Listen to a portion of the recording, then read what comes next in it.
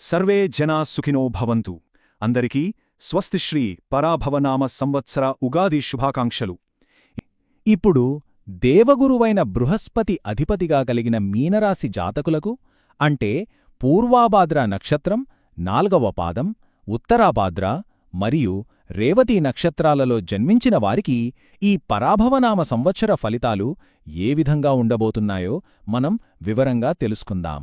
ఆదాయం 14 భాగాలుంటే వ్యయం కేవలం 11 భాగాలుగా ఉంది. ఇది ఈ సంవత్సరం మీ ఆర్థిక స్థితికి చాలా మంచి సూచన. అలాగే రాజపూజ్యం 7 భాగాలు, అవమానం కేవలం 2 భాగాలుగా ఉండటం వలన సమాజంలో మీకు గౌరవ మర్యాదలు పెరుగుతాయని స్పష్టంగా అర్థమవుతోంది.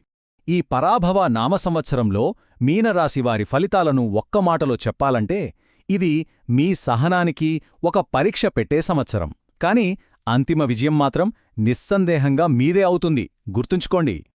జూన్ మాసం తర్వాత గ్రహగమనంలో వచ్చే శుభమార్పుల వల్ల మీకొక అద్భుతమైన యోగం పట్టబోతోంది. కాబట్టి ఆరంభంలో కాస్త ఓపికతో, సహనంతో ఉండటం చాలా ముఖ్యం. ఇక మీ ఉద్యోగ, వ్యాపార విషయాలకు వస్తే గమనించవలసిన విషయం ఏమిటంటే ఈ రంగంలో మీ ఓర్పు, పట్టుదలే మిమ్మల్ని ఉన్నత శిఖరాలకు తీసుకువెళ్లబోతున్నాయి. జాగ్రత్తగా వినండి. సంవత్సరం ప్రారంభంలో జన్మశని ప్రభావం వల్ల మీరు పడిన కష్టానికి వెంటనే గుర్తింపు రాకపోవచ్చు. కాని నిరుత్సాహపడకండి. ఎందుకంటే జూన్ 2వ తేదీ తర్వాత గురుభగవానుడి సంచారం మీకు పూర్తిగా అనుకూలంగా మారి ఉద్యోగంలో పదోన్నతులు, కొత్త బాధ్యతలు వస్తాయి. ముఖ్యంగా జూన్ నుంచి అక్టోబర్ మధ్యకాలం వ్యాపారస్తులకు ఒక సువర్ణ అవకాశం. కొత్త పెట్టుబడులకు ఇది చాలా అనుకూలమైన సమయం. ఇక సంవత్సరం చివర్లో డిసెంబర్ 6వ తేదీ తర్వాత రాహువు ప్రవేశంతో మీ వృత్తి జీవితంలో ఒక మైలురాయి లాంటి గొప్ప విజయాన్ని అందుకుంటారు. ఇక మీ ఆర్థిక పరిస్థితిని చూసినట్లయితే ఈ సంవత్సరం ధనప్రవాహానికి ఎలాంటి ఇబ్బంది ఉండదు. జూన్ 2వ తేదీ వరకు కుటుంబ అవసరాలు, ఇంటి మరమ్మతుల కోసం ఖర్చులు కొంచెం పెరిగే సూచనలున్నాయి. కాని ఆ తరువాత గురుభగవానుడి అనుకూల సంచారం వల్ల షేర్లు, స్థిరాస్తుల ద్వారా ఆకస్మిక ధనలాభం కలుగుతుంది. ఎప్పటినుంచో ఆగిపోయిన పాత బాకీలు కూడా ఆశ్చర్యంగా మీ చేతికందుతాయి. ఇక డిసెంబర్ తరువాత రాహు అనుగ్రహం వల్ల మీరు ఊహించని మార్గాల ద్వారా లక్ష్మీ కటాక్షం సిద్ధిస్తుంది. మీ కుటుంబ జీవితం విషయానికి వస్తే జన్మశని ప్రభావం వల్ల అప్పుడప్పుడు ఇంట్లో చిన్న చిన్న చికాకులు, భార్యాభర్తల మధ్య మనస్పర్ధలు రావచ్చు. కాని మీరు శాంతంగా ఉంటే అవన్నీ వాటంతటా అవే సమసిపోతాయి. ఇక శుభవార్త ఏమిటంటే జూన్ నుంచి అక్టోబర్ మధ్యకాలంలో మీ ఇంట్లో పండుగ వాతావరణం నెలకొంటుంది. శుభకార్యాలు ఘనంగా జరుగుతాయి. వివాహం కోసం ప్రయత్నాలు చేస్తున్న వారికి తప్పకుండా విజయం లభిస్తుంది. సంతానం కోసం ఎదురుచూస్తున్న వారికి శుభవార్త అందే బలమైన యోగం కూడా ఉంది. అయితే మీ సంతానం విషయంలో ఒక ముఖ్యమైన జాగ్రత్త తీసుకోవాల్సిన సమయం కూడా ఉంది. మరి ఆ సమయమెప్పుడు? ఆ సమయం డిసెంబర్ తర్వాత.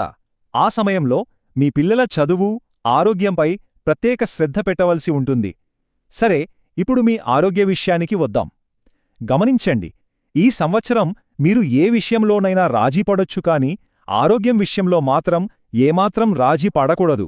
జన్మశని ప్రభావంచేత ఎముకలు, కీళ్లనొప్పులు, తీవ్రమైన అలసట, నిద్రలేమిలాంటి సమస్యలు కొంచెం ఇబ్బంది పెట్టే అవకాశముంది.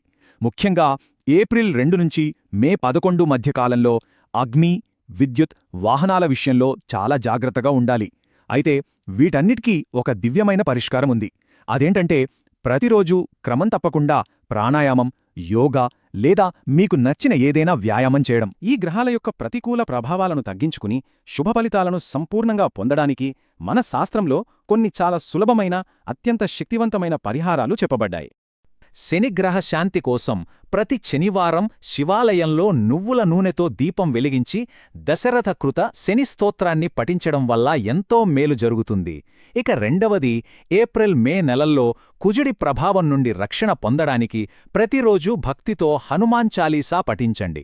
చివరగా మీరు అనుకున్న పనులు విజయవంతంగా పూర్తి కావడానికి ప్రతి గురువారం జ్ఞానప్రదాత అయిన దక్షిణామూర్తి స్వామివారికి పసుపు రంగు పువ్వులతో పూజ చేయడం అత్యంత శ్రేయస్కరం.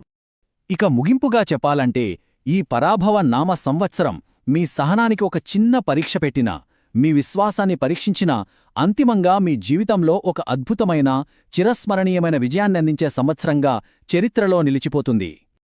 ఆ సర్వేశ్వరుని దైవబలం మీకు ఎల్లప్పుడూ తోడుగా ఉండుగాక. ధన్యవాదాలు. శుభమస్తు.